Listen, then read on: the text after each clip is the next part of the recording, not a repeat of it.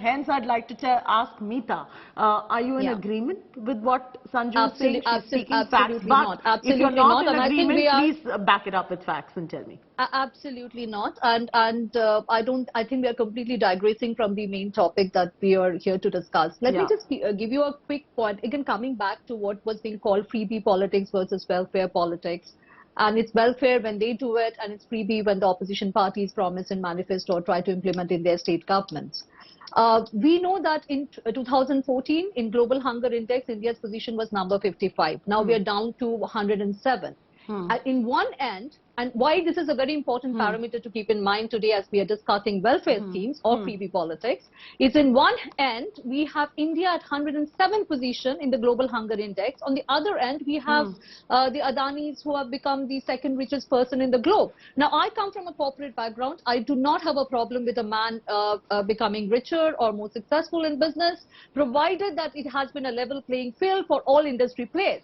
But when you see such a huge division, when you see such huge amount of economic inequality, with India becoming 107th and the World Inequality Report has proven that. And the World Inequality Report has proven exactly what you're saying, Mita. And when you have such parameters and such data coming in front of us, then we do have something to worry about.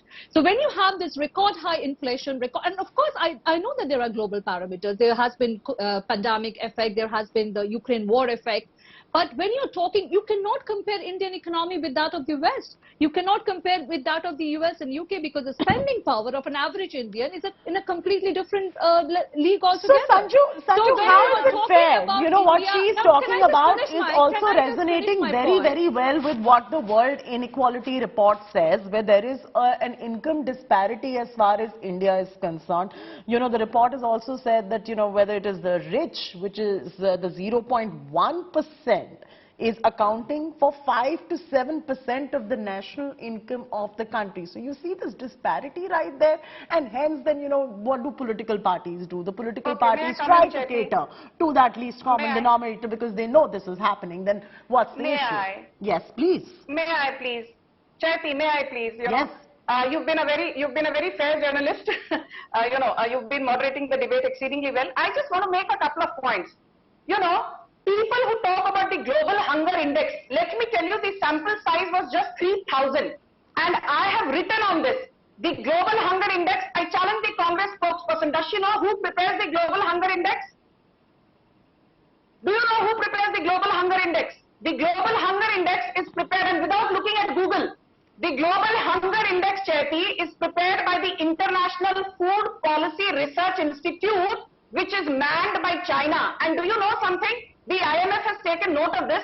There are more than 15 crore malnourished and undernourished children in China, but the Global Hunger Index has given China top rankings. So don't sit here and give me a bhashan on Global Hunger Index.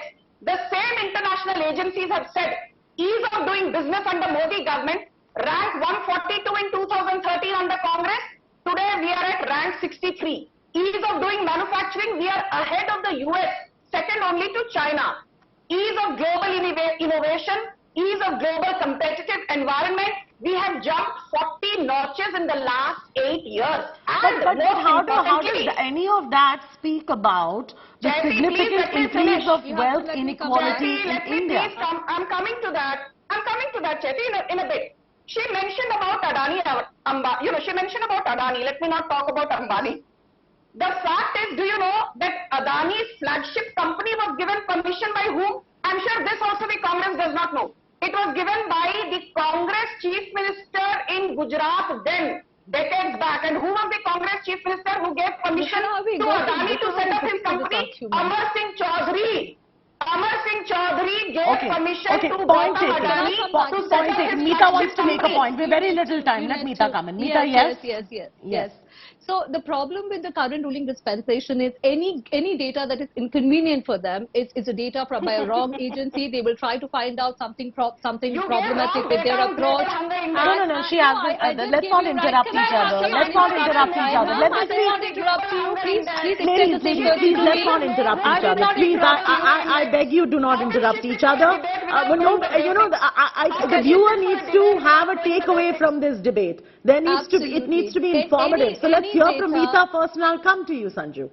any data that is inconvenient for the ruling dispensation, they try to dismiss it by saying that there is a hidden agenda instead of addressing the real issue. The economic inequality that you spoke about, the economic inequality that I spoke about, is there for the real. Is there for the real. Can you please not interrupt me, Mita, finish.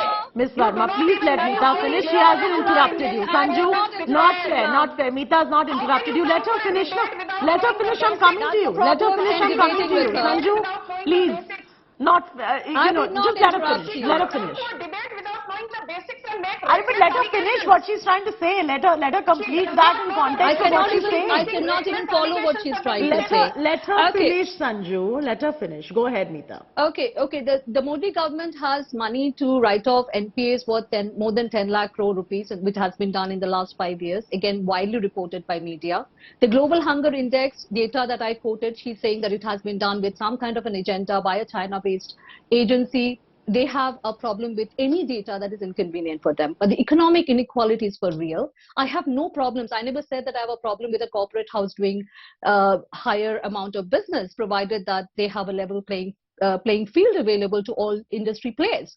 Now, having said that, the economic inequality, since it is there, we require targeted welfare schemes to help the underprivileged sections of the society. I do agree that we have to keep fiscal discipline in mind. We have to do a feasibility study before we make any promises in our manifesto, because our promises in our manifesto, if we fail to deliver, then we have a lot to answer for in the next 5-year cycle, because we have to go back to the people in the next election seeking votes.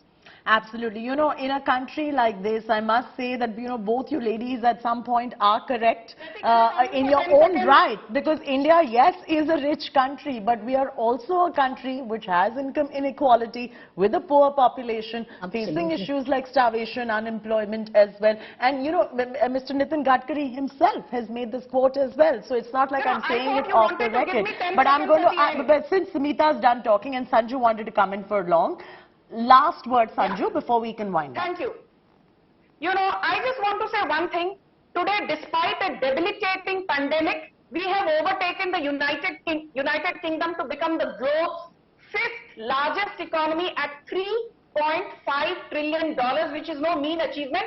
And let me remind the Congress, their own President Rajiv Gandhi said कि पहले 100 पैसे से सिर्फ 15 पैसे गरीब के pocket में पहुंचता था, बाकी 85 पैसे used to be pilfered by middlemen, which is not the case now. Out of that entire 23 lakh crore which has been distributed to the poor via the direct benefit transfer scheme, not even a single penny has been pilfered by middlemen, and that is the basic difference.